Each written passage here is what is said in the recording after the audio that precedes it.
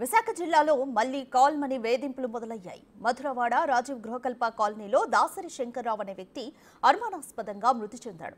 Rajiv Gruhakalpa colony TF1లో Shankarrao అనే painter ఆత్మహత్య చేసుకున్నాడు. అతనికి ముగ్గురు కుమార్తెలు, ఓ కుమారుడు ఉన్నారు.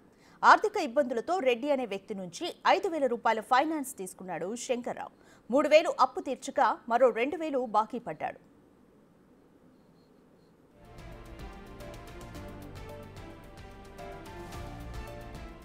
పని లేకపోవడంతో 2 వారాలుగా ఫైనాన్సియర్కు డబ్బులు కట్టలేదు. దీంతో ఫైనాన్షియర్ రెడ్డి నానా మాటలు తిట్టినట్లు కుటుంబ సభ్యులు ఆరోపిస్తున్నారు. రెడ్డి మాటలు విన్నప్పటి నుంచి దిగాలుగా ఉన్న శంకర్రావు తర్వాత సూసైడ్ చేసుకున్నట్లు భార్య అనురాధ PM పాలెం PS లో ఫిర్యాదు చేశారు.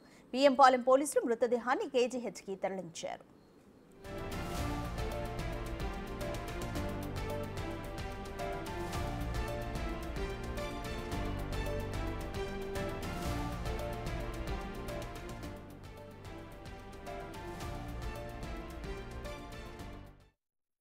వారం 3 వారాలు ఎన్ని వారాలు గ్యాప్ ఇచ్చి కట్టలేదని నోటుకొచ్చిన దిక్కులు తిట్టారటండి. నువ్వు నీటి జాతి ఉందా, అన్నం తింటున్నావా, గడ్డి తింటున్నావా, నీకు అసలు కొంచెమైనా చీమి నెత్తురు ఉందా, అంత నువ్వు తీర్చలేని నోడివి, నీకు ఎందుకు అప్పు తీసుకోవడం అని చెప్పి ఆ జయాన్ని అతను మధ్యలో ఉండి ఇప్పించాడటండి 5,000 రూపాయలు.